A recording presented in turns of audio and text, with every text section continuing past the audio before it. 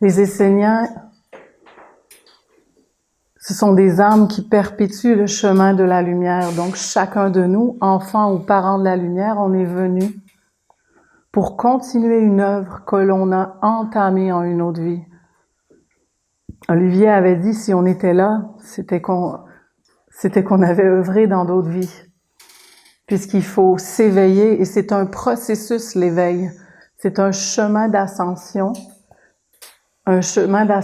intérieure. Je vais débuter juste en clarifiant formation et initiation.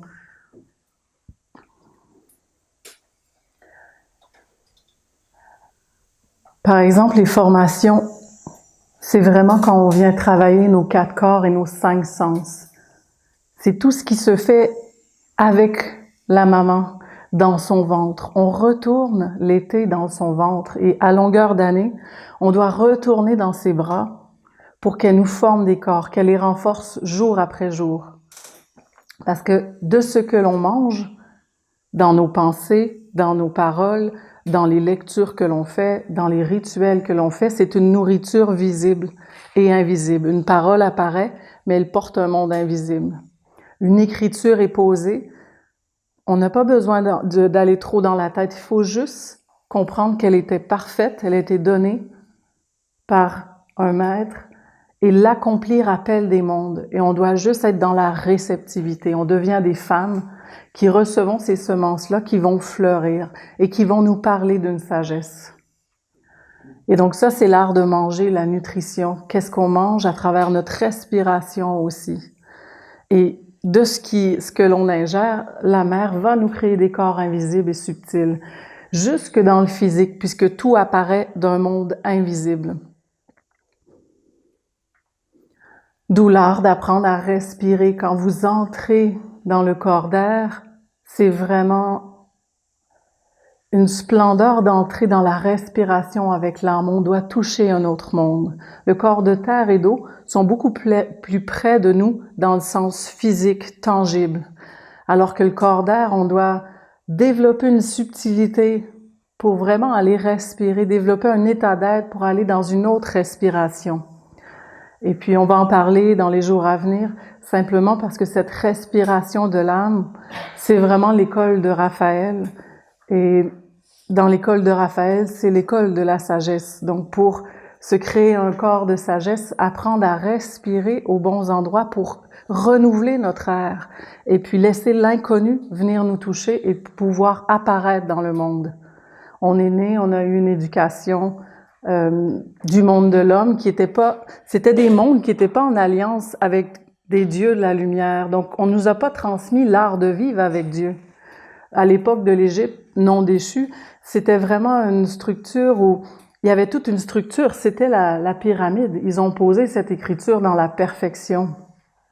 Et puis, si on fait juste la poser pour se rappeler, alors je le mets de côté parce qu'on aura d'autres dessins. Il y avait le pyramidion qui représentait l'alliance. C'était l'œil. Mais l'œil se posait pas sur rien. Ici, c'est des cercles. On peut le voir là, comme des cercles. Le maître, donc du coup le pharaon, devait être entouré de ses prêtres et vestales qui maintenaient autour de lui une aura de pureté. Et en dessous, il y a d'autres cercles qui activent d'autres forces. On a le cercle des parents de la lumière. Puis en bas, on a la Sainte Assemblée. Et selon ce qu'on est appelé dans notre mission d'âme, on va s'élever dans la pyramide. Il se peut que dans une vie, notre mission, on est dans l'agriculture juste, on écoute la nature, puis on fait une agriculture et on se nourrit de la mère terre. Puis dans d'autres vies, on va avoir une mission plus de prêtrise où on devra que se concentrer sur les mondes supérieurs à pouvoir les incarner et couler la sagesse. Donc, à chaque fois qu'on s'incarne, on sait pas, il faut savoir où est-ce qu'on se situe. C'est pour ça que hier, quand notre frère a parlé que tout le monde n'est pas appelé à faire les 6 lunes, c'est une réalité. C'est pas une obligation en cette vie-ci de faire le chemin des 6 lunes. Par contre, qu'on peut comprendre en voyant toutes les initiations avec les années, c'est que on arrive avec un bagage. Et puis, je me rappelle de l'époque où on est arrivé avec Olivier, puis on avait l'impression que tout était à l'envers. Il y a des gens qui faisaient plein d'initiations, tout était dans le désordre, le chemin n'était pas encore tracé. Mais en fin de compte, si c'était fait, c'était que dans une autre vie, ils ont passé cette initiation.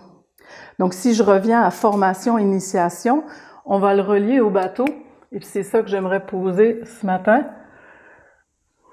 Le bateau dans le ciel, et sur la terre, ce sera les écoles, les 7 écoles qu'on a parlé. Je vais faire des cercles.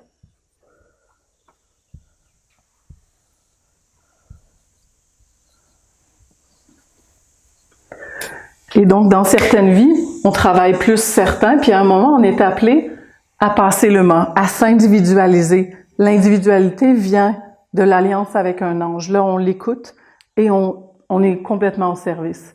Quand on choisit de faire les 6 lunes, c'est vraiment parce qu'on est prêt à se tourner uniquement vers Dieu puis à le servir. Et puis on n'a pas de résistance. Ce qu'il nous demande, on doit le faire. C'est ce qu'Olivier nous a montré qu'il a fait. Puis il a dit, est-ce que c'était facile? Non. Quand je suis rentrée dans la nation, j'ai fait la mise en page des évangiles. Avant, c'était des tomes, tous séparés. Et dans l'intro, dans toutes les intros, donc je refaisais la mise en page dans tous les livres, fait que je l'ai lu plusieurs fois. Et il dit toujours, c'est son premier paragraphe en disant que quand il a fait l'alliance avec un ange, au lieu d'être le paradis sur terre, c'était le début. C'était vraiment le début de pas quelque chose de facile. Mais il a été mis à l'épreuve. Là, il fallait qu'il laisse, qu'il se délaisse et il fallait qu'il lâche prise sur tout ce qui était du monde de l'homme qui pourrait l'empêcher de faire sa mission. Puis il fallait qu'il se dépasse, il n'avait pas nécessairement les corps, mais en même temps, c'était le chemin pour arriver à poser sa mission. Puis il devait pas se poser de questions, il devait le faire. Donc, il aurait jamais dit qu'il aurait créé une maison d'édition, mais son œuvre s'est pas arrêtée là, c'était le début de ce que son ange lui demandait. Et s'il réalisait ça, il pouvait aller plus loin. Fait que même une fois avec l'ange, c'est un chemin d'ascension. C'est des œuvres qui vont par étapes. Certains me disaient, dans les 6 lunes, il faut une œuvre. Ça va être progressif. On apprend, puis après on arrive à réorienter, puis à aller plus précis dans notre mission. Fait qu'à l'issue des 4 corps, quand vous recevez le nom de la mère, ça prend un temps de digestion pour le comprendre. Et du coup, l'idéal, c'est de se mettre en activité pour voir apparaître si c'est juste ou pas. Fait que toujours on reste comme le frère l'a dit dans sa prière, c'est un diapason qu'on essaie de trouver. Si ça griche à l'intérieur, on doit se réaligner. Vous voyez, là, je l'enlève un petit bout, je veux juste montrer qu'il va se poser. On va montrer un schéma où on a tous, c'est notre corps, c'est cette étape. Il y a ça c'est le ciel du bon retournement du cœur. Ici, c'est la ronde des archanges. Ici, c'est les masalas. Ici, c'est les formations.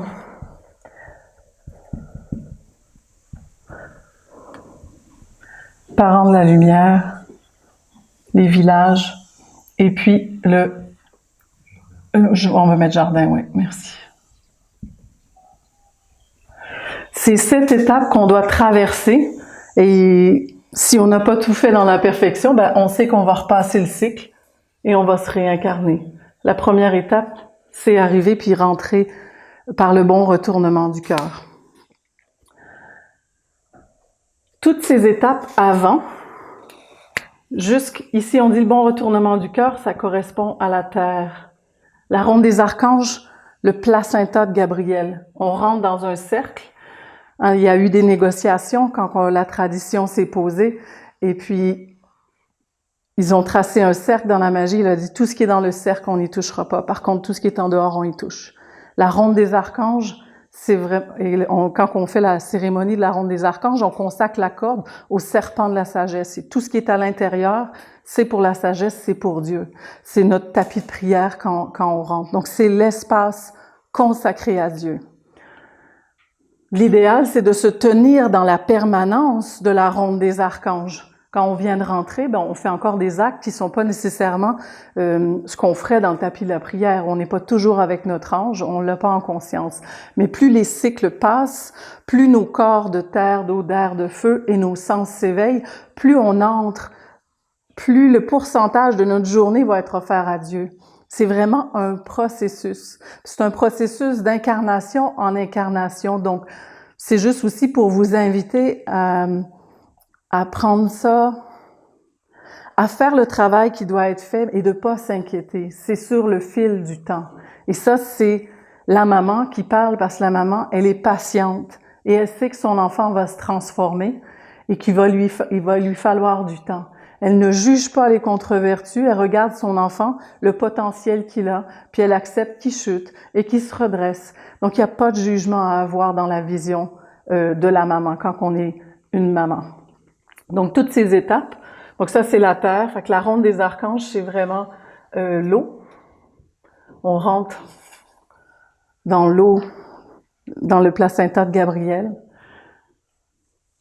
Vous voyez ce que c'est un placenta? C'est vraiment ce qui nourrit le corps. Donc, il faut apprendre à se relier au champ de vie. La ronde des archanges, quand on est à l'intérieur, c'est là qu'il y a le champ de vie. On pourrait poser l'écriture. Oui, on a l'écriture, c'est vraiment ici le champ de vie. On rentre dans le champ de l'école de vie, c'est ici. On veut respirer l'air de l'école. On veut respirer l'air de lumière empli du feu de Dieu. Donc, c'est vraiment dans ce cercle, il y a une eau et on respire avec un monde par la parole sacrée. Et puis, c'est comme ça qu'on peut se construire un corps. Le placenta nourrit nos corps.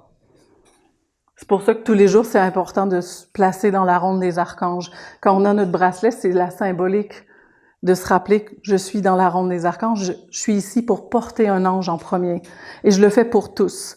Puisque comme on est un seul corps, il suffit que l'ange de la sincérité soit porté et que l'ange puisse descendre en lui. C'est nous tous qui sommes dans la même eau et dans le même corps qui vont en bénéficier. Il y a un psaume formidable de Gabriel, je sais pas si c'est 149 ou 151, mais il parle de la goutte et de l'océan. Prendre conscience qu'on est une goutte, mais qu'on influence l'océan. Donc, qu'on n'est pas seul. C'est vraiment dans le corps d'eau, on apprend ça aussi. C'est l'art des relations. Qu'est-ce que je mets dans l'eau? Est-ce que je la teinte de quelque chose qui est clair ou est-ce que je la teinte de quelque chose qui salit et qui alourdit, qui fait que l'eau n'est plus claire? Après les masalans, c'est l'art des écritures sacrées. On pose des écritures et on les anime. Raphaël adore les écritures. Il adore les écritures, livre des génies, livre d'immortalité. C'est Raphaël qui nous apprend à poser dans la pierre des écritures pour qu'elles passent les âges. Donc, les masalans. Et les formations, c'est le feu. Le feu, individualité.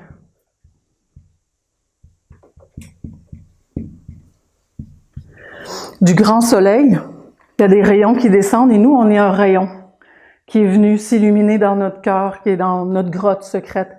Et ce feu, il a une mission.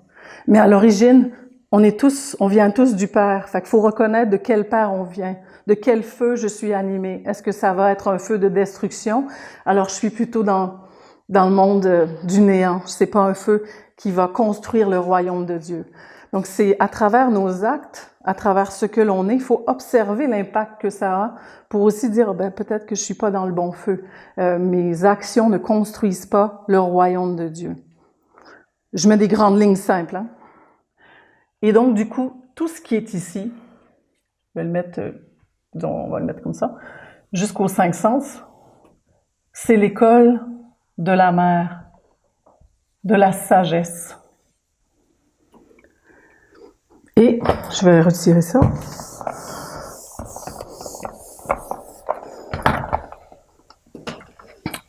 Tant qu'on n'est pas rentré ici, je ne veux pas dire qu'on est dans le néant, mais on ne sert pas à grand-chose. On nourrit puis on perd nos énergies. Ça ne sert pas à la construction. Fait que disons, on va en parler, c'est le monde de l'homme, principalement, qui s'est comme coupé de Dieu, qui a mis ses égrégores, ses intelligences, ses génies, plein d'images. Hein, on le sait, les publicités, c'est rempli. et leurs esprits également. Donc, ils ont mis ça dans le ciel et ça fait comme un gros nuage qui les coupe du soleil de Dieu. Et ils vivent comme en autonomie. Ils veulent régner au lieu que ce soit être au service de Dieu. C'est vraiment une attitude différente. Et du coup, dans ce monde de l'homme, malheureusement, c'est souvent l'école de la souffrance.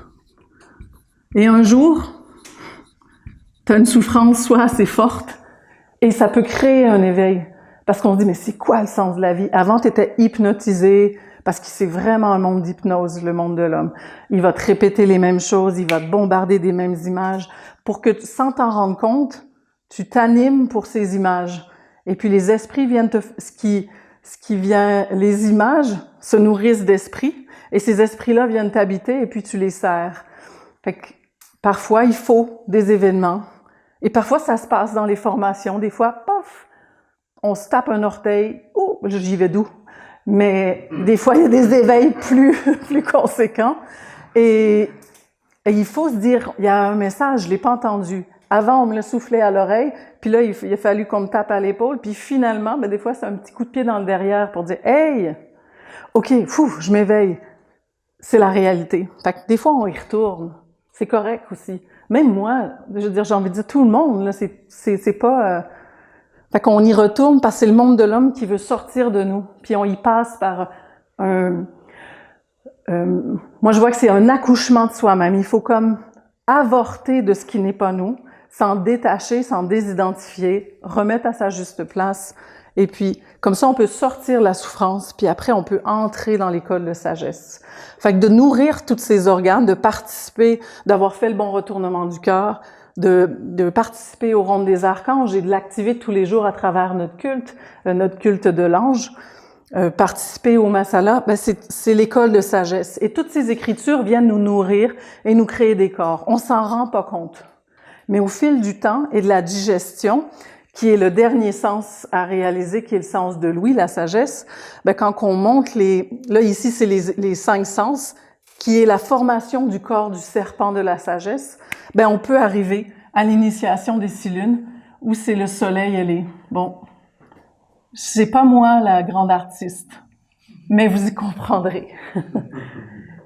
Et on appelle ça le mât. Ça veut dire qu'on s'est construit de nos 4 corps, qui sont un fondement, c'est comme le socle, et puis on vient former nos 5 sens, et du coup, on peut dialoguer avec notre ange.